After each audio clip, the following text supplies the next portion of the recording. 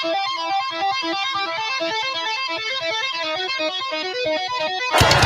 back at the 5, steps up, gets drilled. Yes, sir, he gets mashed. And that is going to be the ball game. 6, 5, 4, 3. They can't snap it. They can't stop it. They can't win it. Alabama wins the ball game. Derek Thomas, linebacker, Alabama. He was a nightmare for people that had to try to prepare for him because he had unique skills.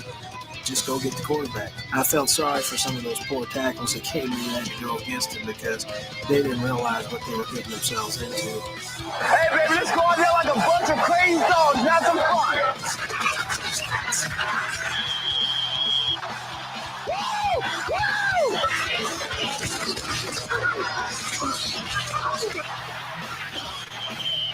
Son, I gotta do better than this. Lights out. Sacking the cornerback is just like you devastate a city, or you cream a multitude of people. I mean, it's just like you put all the offensive players in one bag, and I just take a baseball bat and beat on the bag. So each time he came over there, I tried to tear his damn head off. Let's play some football. Let's play some football. The pressure is on. This is Off the Edge on Tide 100.9. Focus on what you want to do, what you want to accomplish. Think about that. Don't think about how you feel, how tired you are, how hot it is. You got to push yourself on the field like when you're playing football. It's my honor to present the National Championship Trophy to Coach Nick Saban and the Alabama Crimson Tide.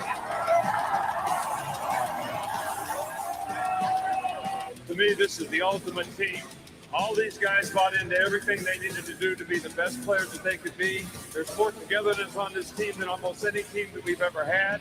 And they had to overcome and persevere so much adversity through this season, and they've done it magnificently. And I'm so proud of this group for what they've been able to accomplish and going undefeated and winning the national championship. Streaming live on YouTube, Twitter, Facebook, and the Tide 100.9 app. Here is your host of Off the Edge, Jacob Harrison.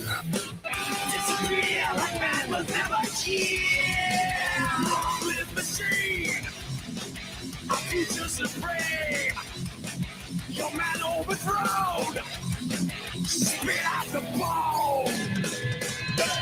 Hello there. Good morning. Welcome in to Off the Edge, Tide 100.9, your home for Alabama Crimson Tide Sports. Jacob Harrison here with you. Michael Bronner, Joe Gaither behind the glass. We'll talk with AJ Spurr in about 12 minutes. Dive into this Ajayi Hall situation. Didn't have time for it yesterday, so we'll kick it off right at the top. Maybe discuss what's going on with Brian Harsin a little bit after I heard Wimpenberry kind of talking about that with Kevin Skarbinski this morning and getting some opinions in different ways.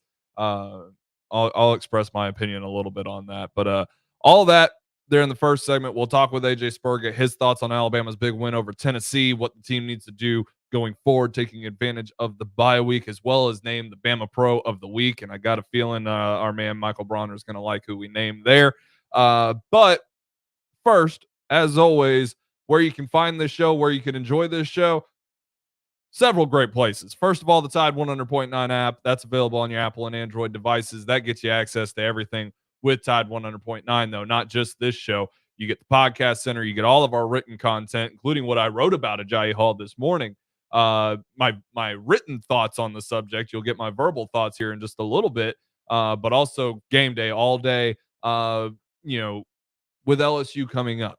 You're getting tired of Gary Danielson. You're getting tired of Greg McElroy. Then just listen to Eli and John Parker Wilson call the game, and you'll have a much better time. That's available to you on the Tide 100.9 app. You can also check out this show on the live streams at Off the Edge 109 on all platforms, streaming live on Facebook, YouTube, and Twitch. It's also shared. The YouTube version of the show is shared on the Twitter accounts as well, at Tide 109, at Off the Edge 109, as well as myself at J Harrison OTE. So go give us a follow, like, share, subscribe, all the great things that you can do to interact with the show there.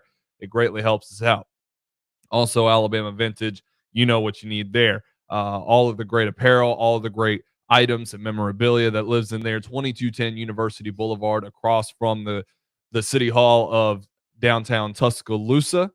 Plenty to enjoy there as far as jerseys, hats, starter jackets, sweaters. It's all in store for you. The great and growing shoe selection as well.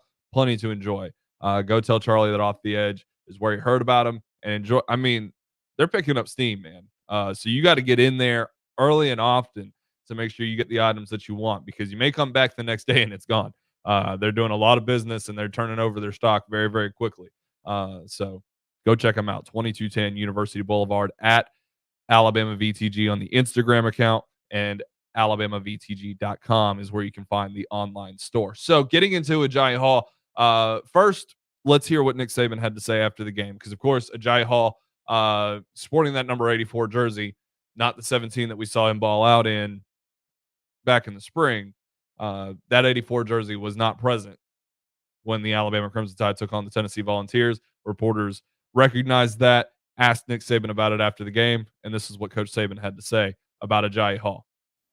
You know, what we do with our players on our team is really kind of our business. And, you know, we're encouraging guys to do the right thing, whether it's personally, academically. We have protocols that, you know, when guys miss so many things, you know, they don't get to play in a game. That's always been a rule around here. And, you know, so I'm not going to disclose, and I don't think it's anybody's business when we're trying to get players to do the right thing. And we use playing time and opportunities in football to try to get them to do the right thing personally and academically. So that's basically all I got to say about that. Coach, that's all we got. But you guys are really good about taking roll. I will say that. I mean, if you need any help, let me know, and I'll take roll for you. Thank you. Thanks, Appreciate it. Appreciate the fans tonight too, man. They were great. Yeah, Nick, you know, you thought maybe putting us in that opposite corner end zone, bro. All of us, Nick, Greg, Josh, we just invested in binoculars, guy. Like we're gonna scout out, see who's there, who's not, and we know the problems that have been existing here with Agiye Hall. And listen, I understand where Agiye Hall is coming from. I really do. Look at it. Look at the situation. Okay, he had an incredible A-Day game, and after the game, Nick Saban didn't necessarily praise him. He didn't. He said, you know, he's got a lot of talent. He's got to learn how to do what's right with that talent. Has to learn the offense. You know, like it was a backhanded kind of compliment, right? And that can be extremely frustrating for a young player to hear. I just balled out, had 4 catches for 72 yards. They're showing all my highlights on ESPN. And the first thing coach says is somewhat negative, right? So you feel like you're in the doghouse from the get-go, you know, after spring training and into the summer. I don't get to wear number 17 anymore. You know, a quarterback's going to take that number, and there's going to be all this shuffling. And now I'm number 84, where and Ja'Cory Brooks is number 7, JoJo Earl's number 10, and Christian Leary is number 12, and I'm number 84. What did I do? And you say, I know a lot of you will say, it's just the number. Is it? Why do you think they let these kids wear their high school number when they come to visits for recruiting visits? They you know, get to put on the uniform and see what they look like in it. You don't see a lot of those cats wearing number 84, do you? You know, Antonio Brown wears number 84, or he did. Bro, that's the NFL. The rules were different. You made number 84 look good. Here in college, you get to wear whatever you want, and a lot of these cats go for those single digits, for those teen numbers, and Hall was forced out of that, and that means something, right? On the lower, shallow end, right? It's really just a peer through the looking glass as to what exactly is going on, because with Hall, from his perspective, a lot of things are just getting thrown at him, right? Look at it from his perspective, not just Nick's, not just the Alabama fan, not just, you know, the program in general. Look at it from Hall's perspective. Why is he frustrated? Why is he liking the tweets on Twitter that he's liking? Why is he saying the things on social media that he's saying. He's obviously conflicted. You go through his likes on Twitter, and there's some that are, about how, some he likes ironically, calling him a quitter. And then there's others like he's not being utilized. Others where he's liking what Coach Saban had to say, right? And so he's obviously conflicted. He wants to be here. He wants to be great. He wants to take advantage of what Alabama gives him, presents to him. But you're in a space where you're not being really granted the opportunity based off of your skills. There's all the other things that go into it. And Coach mentioned the academics in the question or in his answer to the question. And that kind of gives you a little bit of a hint as to what's going on there. But that's that is a result of the frustration that's in front of him, because he looks at John Mechie and he looks at Jameson Williams and says, okay, those guys, they're doing their jobs. They're excellent, right? And he even liked to tweet about how they're outperforming, Chris Olave and the dudes at Ohio State, right? And Jameson Williams is picking up so much steam. He was rated on Mel Kiper's big board today as the number 2 wide receiver in the 2022 draft class and the number 11 player overall. So remember what I said last week about Jameson Williams? Say goodbye. But Ajayi needs to also look around him as far as the freshmen go. Because JoJo Earl may have burst onto the scene early, but we ain't seen him in weeks do anything particularly special. Christian Leary is playing running back, and Ja'Cory Brooks is making his bank on special teams. I mean, he's not running routes either. But on the same side, you look for Ajayi, and Javon Baker is constantly, coming up. Where's he at? Why is he not playing? Why? Was he suspended? Was he not? He wasn't suspended, but Xavier Williams, he's not with the team anymore. And Ajayi is just looking around and he's like, well, where are all these opportunities when we've only got 2 guys with any production? Because Slade's not a playmaker. Trayshawn Holden can't seem to get over the hump either, though, AJ Spurr and myself, we both enjoy it when he's on the field because we have high expectations and hopes for the cat. But where are the opportunities if the guys in front of them aren't taking advantage of the ones that they're being given? So you see the angles and you see the frustrations from both sides. I understand why Hall feels the way he does. I really do. But at the same time, Saban probably knows what he's talking about, right? Saban's been doing this for 15 years. And if you want to be Antonio Alfano, if you want to be a Yabi Anoma, this program will go on without you, okay? They brought in 3 other 5-star wide receivers with you, or 3 other top 10 prospects at your position with you. If you're the failure of the bunch, he's going to move on without you. The world will keep spinning. And, if Hall moves on, then, he'll find success wherever he goes because he's an incredible talent. But you also ask Antonio Alfano, haven't played it down anywhere. He's at Last Chance U, Ayabi Anoma. Nobody knows where he's at, right? He's like Tennessee Western Tech for the blind or something, right? You have to evaluate the situation and understand that what Saban is asking of you is probably not that big of a deal. And it might be the toughest thing to do because you have to swallow a lot of pride and give in to the man. But once you do, your opportunities begin to stack up. You do what's asked of you and the opportunities become available. You're able to take advantage of the situation, get on the field, show why you belong. You show why you belong up as a part of this offense, and good things will happen.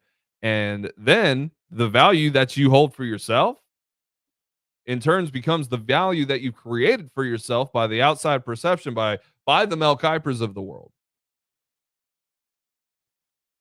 But first you have to create the value for Alabama. You have to go to class. You have to study the playbook, and you have to pay attention to the whiteboard. You have to know how to put your talents to use, like Nick Saban said back in the spring. But don't get mixed up and think this is something that has only been going on for a couple of weeks. It's been going on since April. That's a long time to have not learned it yet. So I don't know if this is going to have the storybook ending where Nick Saban gets through to Ajayi Hall and he becomes a legend at Alabama. I certainly hope so, because the kid is incredibly talented. It's one of those things where we're going to have to wait and see how it plays out. But the ball, it's 100% Ajayi Hall's court. So what's he going to do with it? We'll see. AJ Spurr next, Roll Tide Wire site editor. He'll talk with us next to talk about Tennessee, some Bama pros, what's going on in the world of college football here on Off the Edge. Tide 100.9, your home for Alabama sports. You know a spot, but not just a spot, the spot. Actually, with the all-new Nissan Frontier, you know a bunch of them. But the key to these great spots? Being able to reach them in the first place. Your spot is out there. Find your Frontier in the all-new 2022 Nissan Frontier with standard 310 horsepower, advanced tech, and 281 pound-foot of torque. Don't miss a play at the Sportsbook at Pearl River Resort. Your front row seat to all the action. Place bets on all professional and most college sports at the counter, kiosk, or on your phone. Then catch the game on one of our 20 big screens from the comfort of the newly remodeled Timeout Lounge. Plus, the PRR Sports app gives you access to live, in-play sports betting. Sportsbook at Pearl River Resort. Be more than a fan. Be a player. Must be 21. So as you guys know, Mark's gone. The float artist at Fred's Floral just took off, days before the parade. They need a replacement before business passes them by. And who am I going to get to finish the float? Indeed can help them hire great people fast. I need Indeed. Indeed you do. With Indeed Instant Match, we immediately show you quality candidates whose resumes on Indeed meet your sponsored job description. Visit Indeed.com/credit and get $75 towards your first sponsored job. Terms and conditions apply. Tide 100.9 Tuscaloosa weather. What a beautiful day today. A sunny sky. Tuscaloosa's high 71. Fair and cool tonight, below 46. Tomorrow, increasingly cloudy. Rain returns late tomorrow night, the high 72. Thursday, cloudy and cooler. Rain likely much of the day, the high 62. I'm James Spann on the ABC 3340 Weather Center on Tide 100.9. It's 62 degrees in Tuscaloosa. We aren't going anywhere. Off the Edge is available in the podcast center on Tide100.9.com.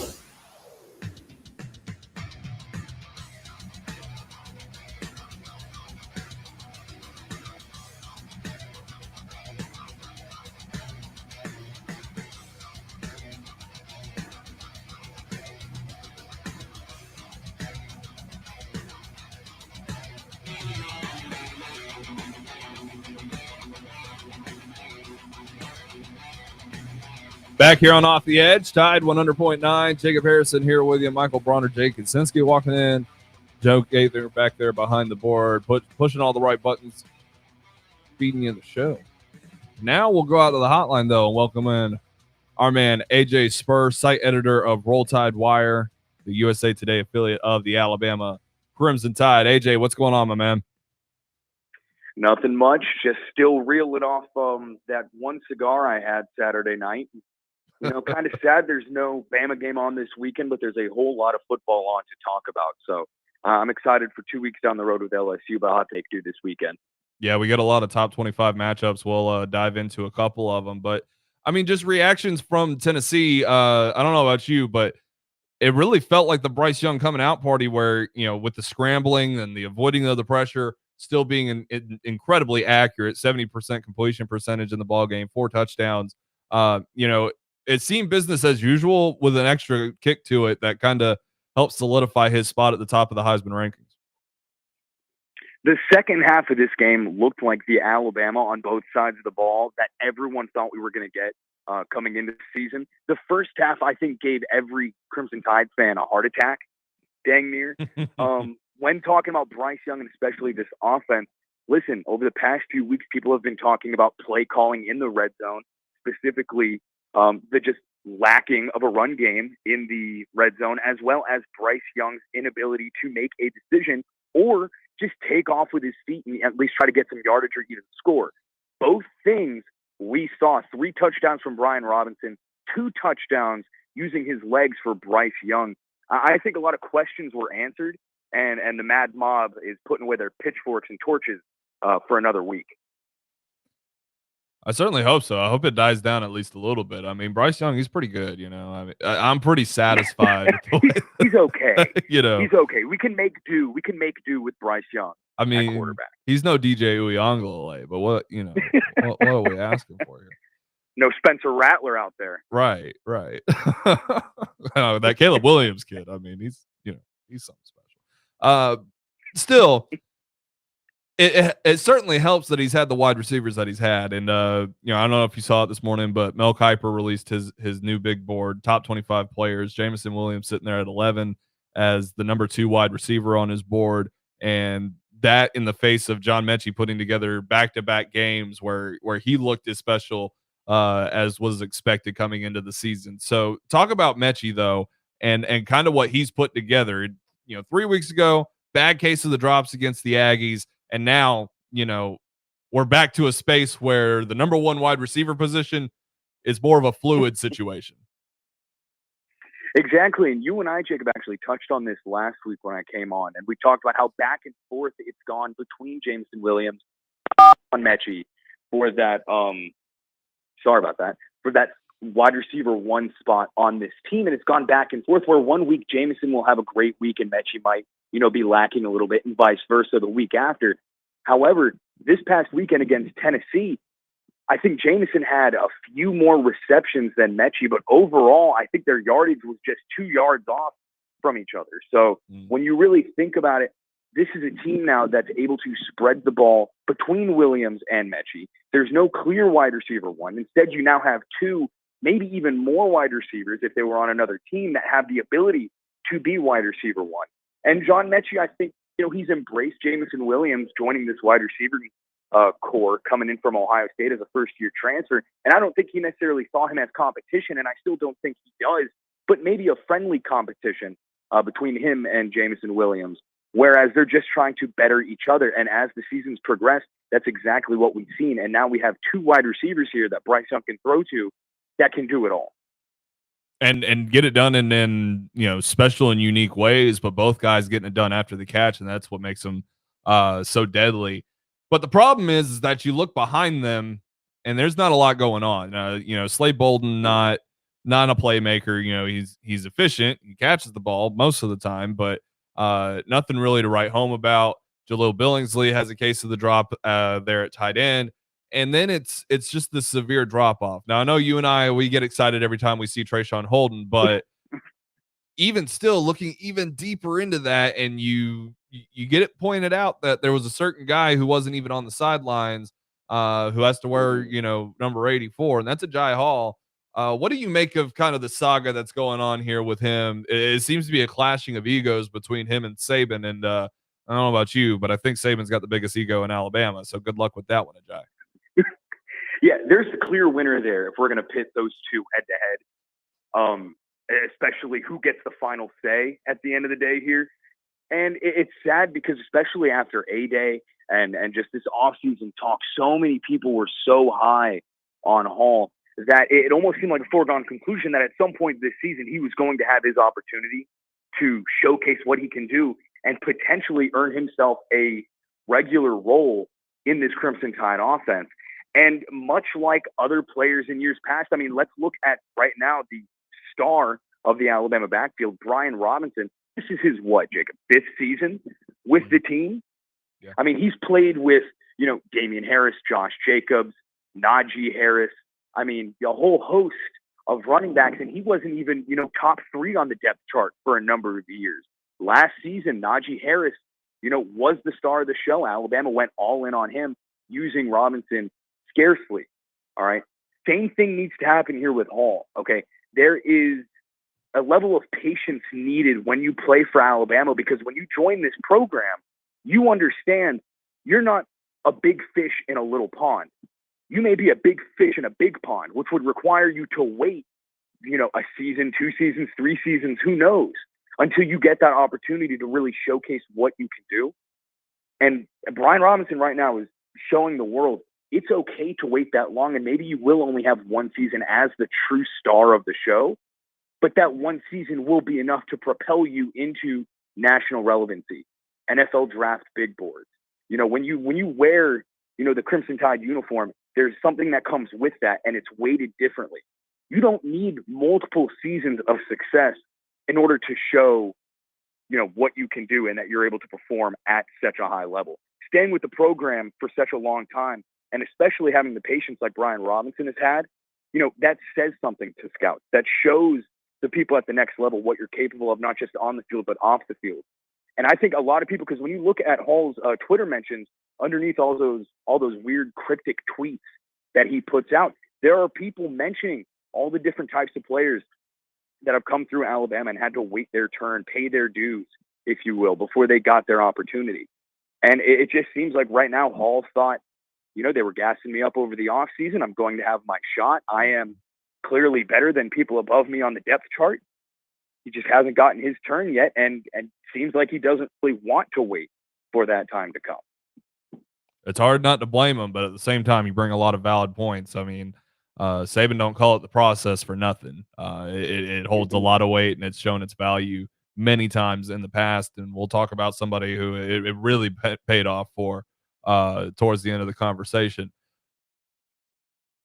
Flipping over to the defensive side, I thought Hendon Hooker, man, he's legit. He's pretty good. I'm still waiting to see if my timing will pay off on that. Maybe he'll throw an interception midweek while I talk about how good he is. But I mean, he played a fantastic game. Tennessee overall, they played a fantastic game, even in the face of their struggles. Keeping the games close in the second and third quarters without getting a first down. That's really impressive on the face of it, especially when you don't have the talent. But as far as what Tennessee brought to the table offensively and how Alabama defended it, I mean, Will Anderson's, showing that he's a dog, and he's ready to put up some pretty epic performances from here on out. Hopefully the bye week doesn't get in the way of that. But the front seven of this team really shined, where, a couple of times the defensive backfield, made some mental errors or maybe some technique errors. This front seven really put together a very solid game against Tennessee, shut down a top 10 rushing team to 64 yards. What do you make of the way this defense showed out against Tennessee? I thought this defense did amazing. I think this was the third time this season Alabama has, limited severely a top 15, maybe even lower than that, but at least a top 15 rushing offense. So, Will Anderson and company definitely showing out what they can do, especially in such a big game like Tennessee. And Jacob, you mentioned Hendon Hooker in this Tennessee offense. I'm not subject to tampering fines or penalties here, so I'm going to say it. Get Hendon Hooker out of Tennessee. All right. I don't even know. Does he have any eligibility left? I don't think he does. I don't think he All does. right. Well, you know what? Then best of luck to him at the next level. However, Tennessee holding a 1 touchdown lead early in the game, despite the ending being Alabama nearly doubling Tennessee's score. There are headlines out there saying how Josh Heupel is the right guy to get them going in the direction to finally beat Alabama and take down this decade and a half long streak. I'm not sure if that's true. I don't know how you feel about that. But what I saw from Alabama in the second half, especially defensively, the corrections that were made were outstanding. And I don't see Tennessee beating Alabama anytime soon. And I don't see this Alabama team falling apart from what they were able to show in that second half. There have been a lot of questions, like I mentioned earlier, about this team, consistency, cohesiveness. People even talked about Nick Saban's post-game press conference and how happy he was about the win, and let's not worry about, the mental lapses and X, Y, and Z, and just how happy he was, and that he's kind of given up on this team and they're not winning a national championship. Listen, I look at the statistical analysis from 538 of the mathematical chances that Alabama makes the college football playoff and wins it. And those numbers increase every single week. If there's one thing Alabama fans, need to focus on right now, it's that this team has the ability to go out there and win a national championship. At the end of the day, it's going to come down to the SEC championship. But, why not look ahead? Give a little rat poison out there for your Tuesday afternoon. I'm sure Saban would approve. I mean, I like where Tennessee's at, to kind of touch on a previous. I think that Josh Heupel is doing a fantastic job, but as far as Alabama, man, they're improving, and I've kind of had to put this in perspective. I think we're getting in a bad headspace where we're comparing this team to last year's, where last year's had every single position. That guy was a top 10, top 5, best at his position. This year, there's not quite as much of that going on, but there's still a very good, very elite football team. And you can look across the state at Georgia and be intimidated, or you can say, good job, you're finally on our level. Can't wait to meet you in Mercedes-Benz Stadium. And that's the way I try to look at it, though. That defensive line. Oh boy, that defensive line. Being honest. So let's look outside the scope of Alabama. It'll mostly be in the SEC, but since we're already talking about Georgia and that very intimidating defensive line, Florida comes in and they're already, they're tail spinning.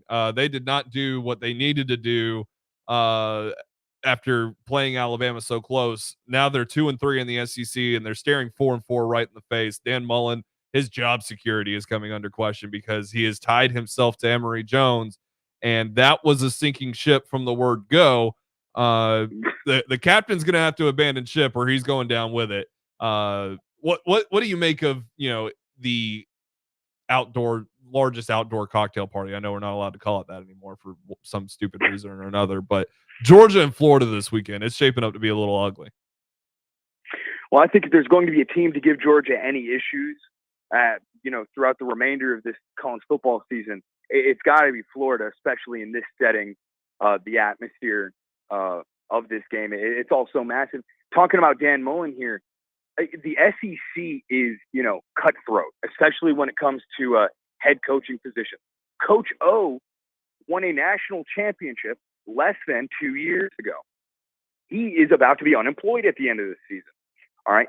Dan Mullen has there are certain levels of expectation when looking at SEC coaches, especially some of those top tier programs, Georgia, Florida, Alabama, A&M, and LSU, among maybe a few others. There's an expectation of winning. All right. Dan Mullen can get them to the dance, but he can't get them to win. Not only that, but now tying himself, like you said, to Emory Jones rather than Anthony Richardson. That's just a questionable move.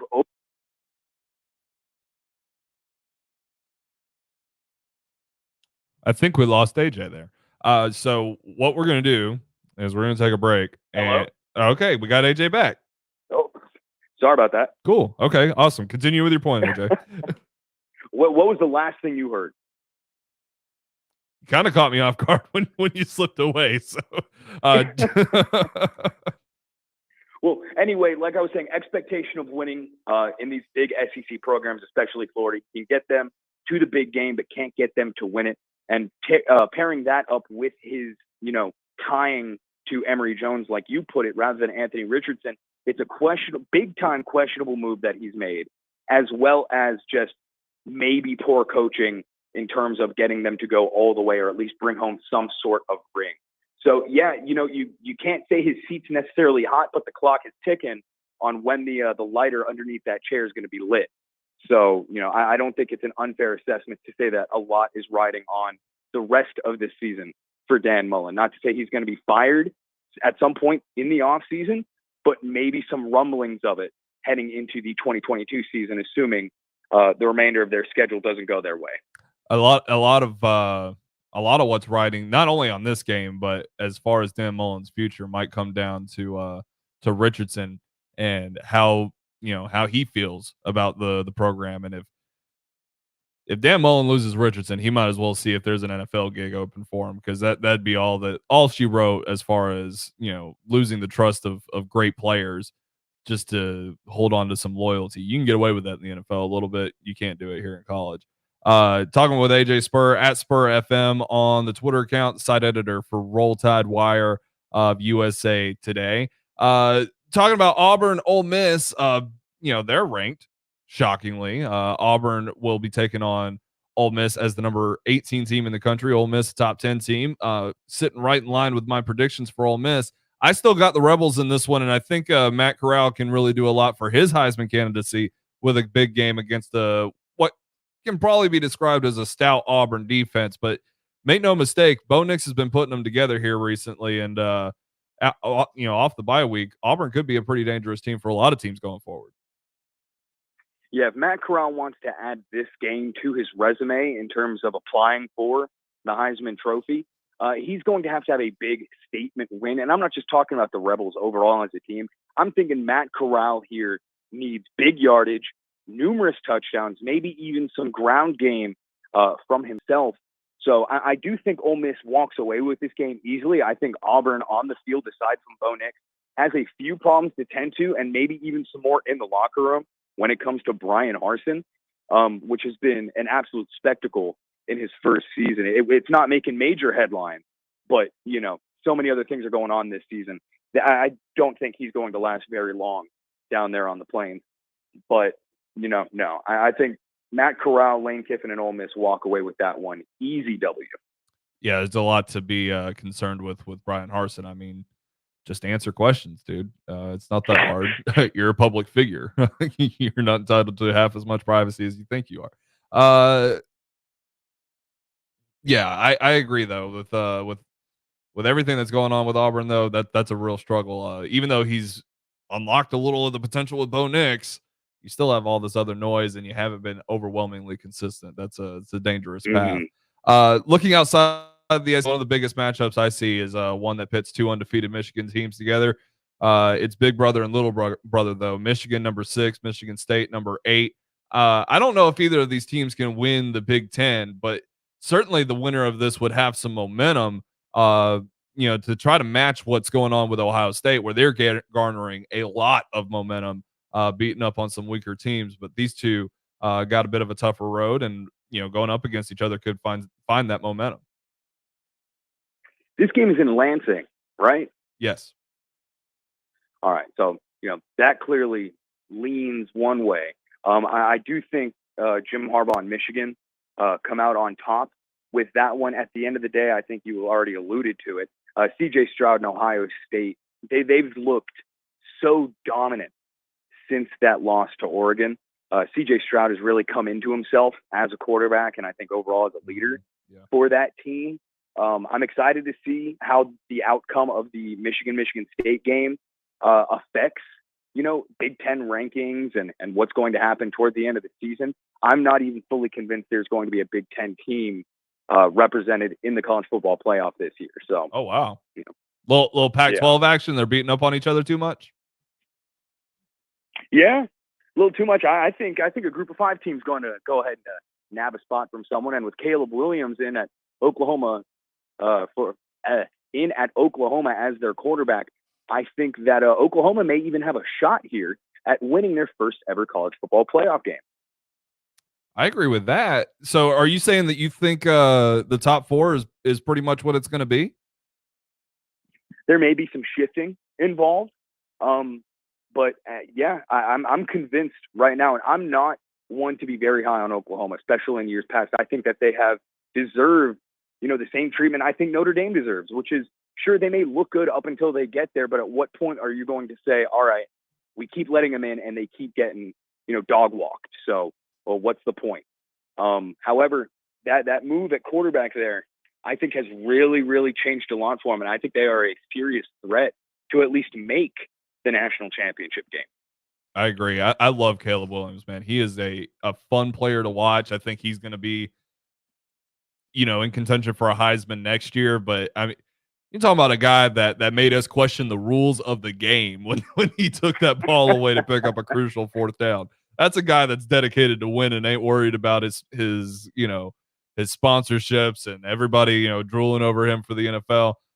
Speaking of Spencer Rattler, though, and Matt Corral from earlier, Rattler drops out of Mel Kiper's top 10 quarterback list for next year, and Matt Corral sits at number 2 because Kenny Pickett took over. I mean, Pitt gets the win over Clemson. Are you a believer in the Panthers at all? I'm trying to get a few people from the Alabama area to jump on this bandwagon with me. Listen, Pitt has been one of those teams that, I'm from Miami, grew up in Miami, went to a few U Miami games, and Pitt has always been the one team in the ACC that I've noticed all other ACC fans kind of hate. They just don't like playing them. It seems Pitt plays their best when they really shouldn't be playing their best.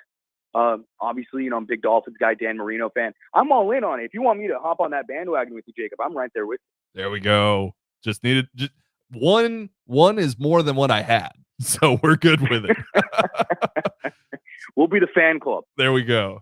Maybe a new face from the ACC, maybe when Clemson turns it around here in a year or so, maybe North Carolina can get back into that groove. I mean, just more power in a power conference. You can't ask for more. I mean, I'm not a believer in Wake Forest, though. I mean, kind of is what it is. No. But speaking of bandwagons,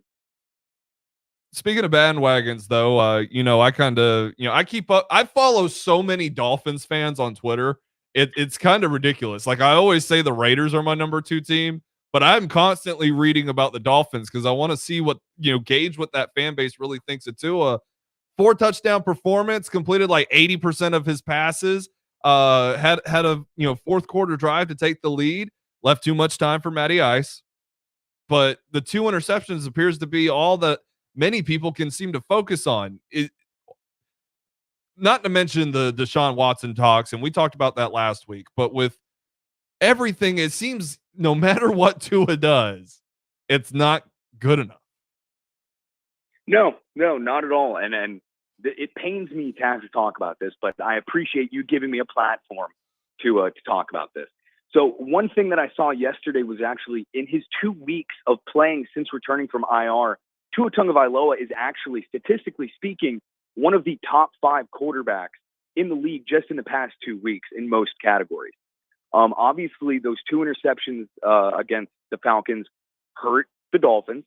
There was one a little bit more egregious than the other at first glance. However, that second interception was a lot of people are pinning that on Jalen Waddle because Tua was on his way down, saw Waddle standing 5 yards in front of him, just kind of chucked it over to him, and he bolted to the left for some reason, leaving the ball right into a defensive back's hands.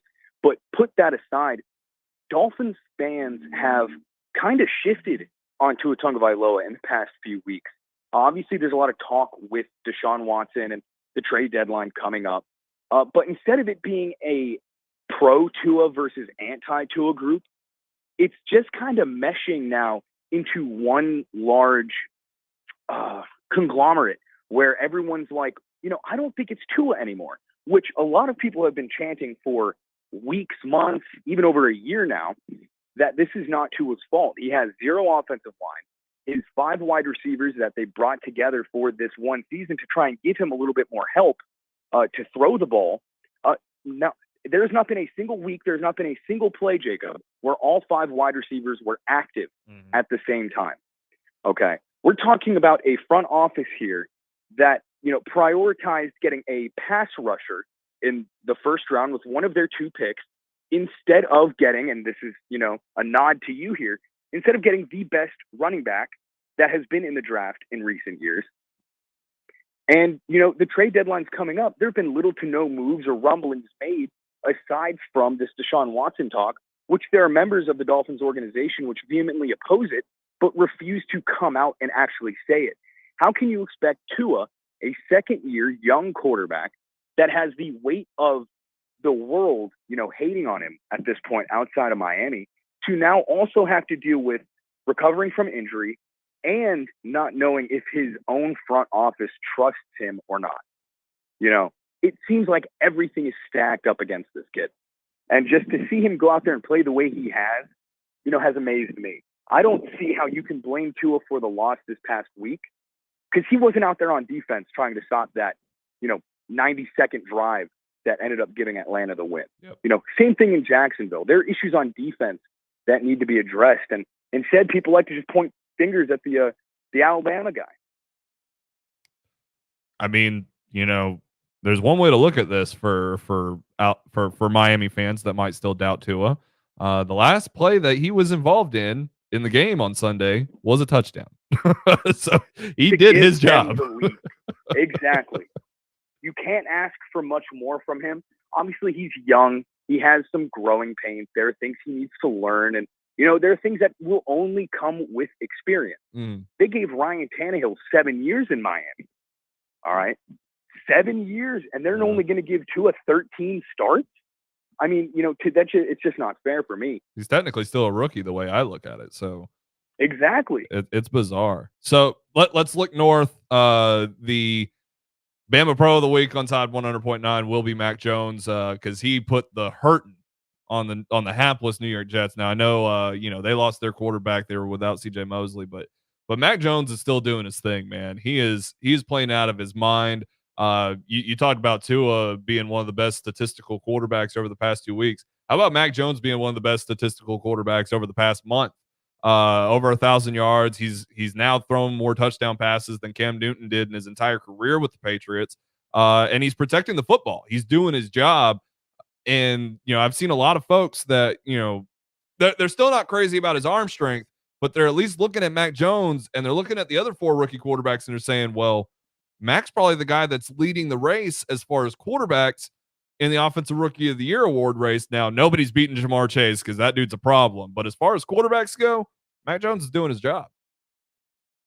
Exactly. And Jacob, you and I spoke about this, I think on air a few times, and especially just us texting, casually speaking. You give Bill Belichick Mac Jones, there's going to be a problem. People saw this from a mile away. You let Mac Jones drop all the way to 15 in that draft. You're looking at Tom Brady reincarnated. So, there are people that saw this coming months and months ahead. Meanwhile, San Francisco is dealing with Trey Lance injuries, Justin Fields, 6 turnovers all by himself in one game. Trevor Lawrence earning his first win against a poor Miami Dolphins team over the pond. In London, he still hasn't won an NFL game in the States. Mac Jones, clearly far and away the best quarterback to come out of this class as of right now. Things could obviously change as the season goes on and in future years. But for right now, Mac Jones looks like he's going to be a legitimate problem with New England. So we've learned a lot today, and one of those things that we have learned is that winning in London is not as good as winning on home soil. AJ, we always appreciate it, man. Enjoy the bye week and gear up for LSU. Even though Edo's on his way out, they got some fight in the Tigers. Exactly. Go Tigers and roll Tide. Roll Tide. AJ Spurr helping us out. Site editor of Roll Tide Wire. Check him out on the Twitter account at Spurr FM. What am I talking about? He's got way more followers than I do. Y'all love him. Y'all love AJ Spurr, and for good reason. We'll take a break, come back, close her down here on Off the Edge. Tide 100.9, your home for Alabama sports. Has the pandemic affected your business? Even with more and more customers going online in the past 5 years, online business has grown greatly due to the pandemic. Now more than ever, it's important to have a strong online presence so that customers can find your business and products easily. That's where Townsquare comes in to help. Go to mylocalcustomers.com for a free competitive analysis to see how your business stands up to the competition. And if you're one of the first to sign up, you'll get $500 in free advertising on this radio station. That's mylocalcustomers.com. Townsquare not only can help you find more local customers online, they'll also help you grow your business to a new level. With premium website services that get you new leads every day and no contracts to sign, there's no better time to join. Not only that, Townsquare also has a dedicated marketing specialist who will be with you every step of the way, making changes that will benefit you and especially your business. It's fast, easy, and you can cancel your subscription at any time. So hurry to mylocalcustomers.com and get your $500 in free advertising today. Hello, everybody, and welcome back to Fansville, a college football utopia. Fansville, where the lakes are stocked with ice-cold Dr. Pepper, where the night sky is tinted with the amber glow of burning couches. Majestic. Where rivalries run deep and bandwagoning is a third-degree felony. It's a land flowing with nacho cheese and spicy mustard, where every dispute is settled by coin toss. Tails never fails. Every backside is calloused from years of bleacher sitting. Buns of steel. And every fan, regardless of race, creed, or alma mater, deserves the rich flavor of Dr. Pepper. Delicious. These are loyal folk who stay true to their coach through thick and thin. Mostly thick. Who lift their Dr. Peppers high and proudly proclaim, "This is our year," even though it probably isn't. But maybe it is. Return to glory this season with Fansville by Dr. Pepper. The one fans deserve. Grab some today. Under the basket, reverse layup, good. Height for the rebound underneath, won by Alabama, just like this ball game. Won by the Crimson Tide. DJ, turn the music up, keep it going, because the Crimson Tide are dancing to the round of 32. Your Alabama women's basketball team returns to Coleman Coliseum for the 2021-22 season. Don't miss out on the action as the Crimson Tide hosts great SEC games, including Auburn, Kentucky, and Tennessee. Visit RollTide.com to purchase your tickets today. So as you guys know, Mark's gone. The float artist at Fred's Floral just took off, days before the parade. They need a replacement before business passes them by. And who am I going to get to finish the float? Indeed can help them hire great people fast. I need Indeed. Indeed you do. With Indeed Instant Match, we immediately show you quality candidates whose resumes on Indeed meet your sponsored job description. Visit Indeed.com/credit and get $75 towards your first sponsored job. Terms and conditions apply. Has the pandemic affected your business? Even with more and more customers going online in the past 5 years, online business has grown greatly due to the pandemic. Now more than ever, it's important to have a strong online presence so that customers can find your business and products easily. That's where Townsquare comes in to help. Go to mylocalcustomers.com for a free competitive analysis to see how your business stands up to the competition. And if you're one of the first to sign up, you'll get $500 in free advertising on this radio station. That's mylocalcustomers.com. Townsquare not only can help you find more local customers online, they'll also help you grow your business to a new level. With premium website services that get you new leads every day and no contracts to sign, there's no better time to join. Not only that, Townsquare also has a dedicated marketing specialist who will be with you every step of the way, making changes that will benefit you and especially your business. It's fast, easy, and you can cancel your subscription at any time. So hurry to mylocalcustomers.com and get your $500 in free advertising today. Tide 100.9 Tuscaloosa weather. What a beautiful day today. A sunny sky. Tuscaloosa's high 71. Fair and cool tonight, below 46. Tomorrow, increasingly cloudy. Rain returns late tomorrow night, the high 72. Thursday, cloudy and cooler. Rain likely much of the day, the high 62. I'm James Spann on the AC 3340 Weather Center on Tide 100.9. It's 62 degrees in Tuscaloosa. Follow Off the Edge on Facebook, Twitter, and YouTube for live streams and instant analysis. Off the Edge with Jacob Harrison continues.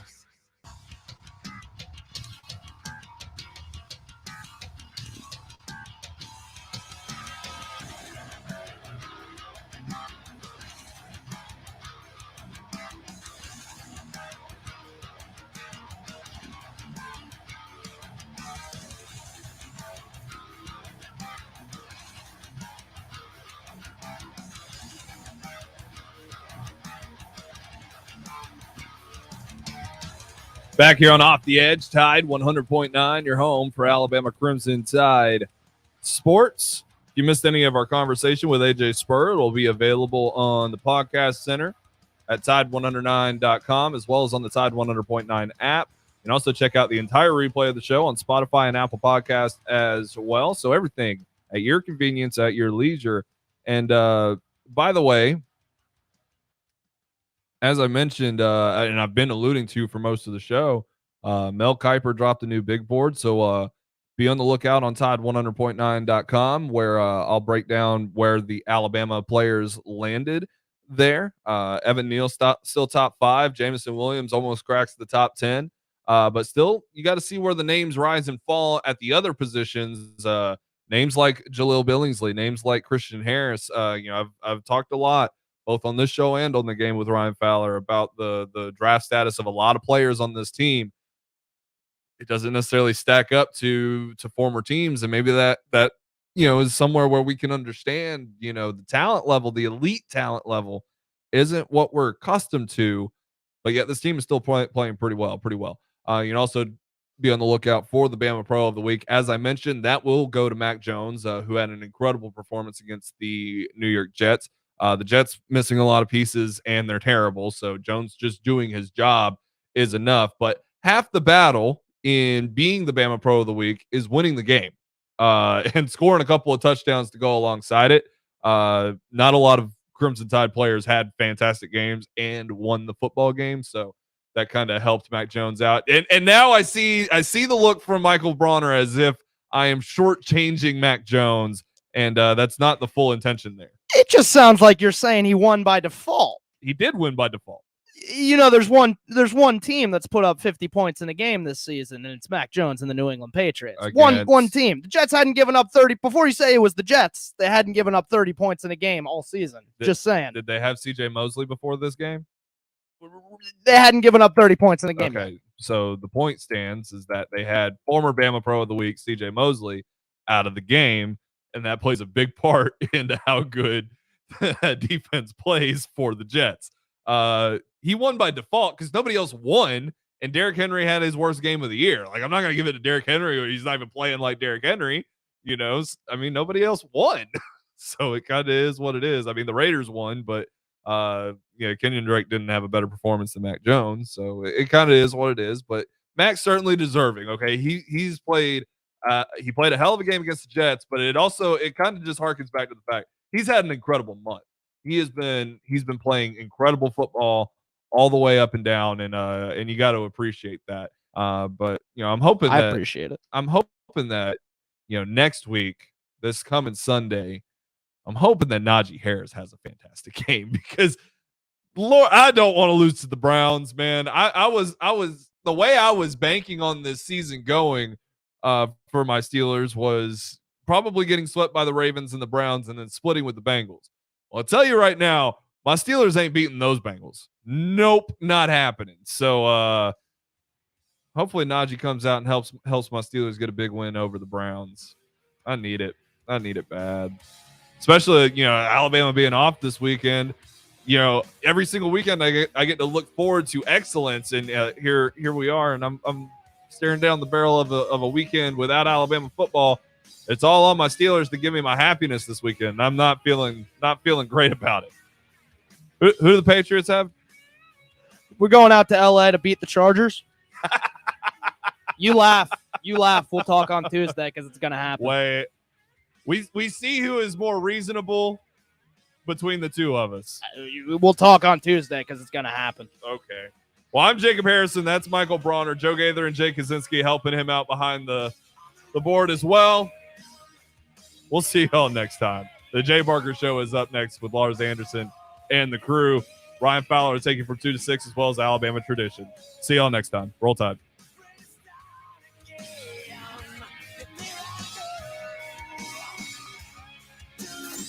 Thank you for listening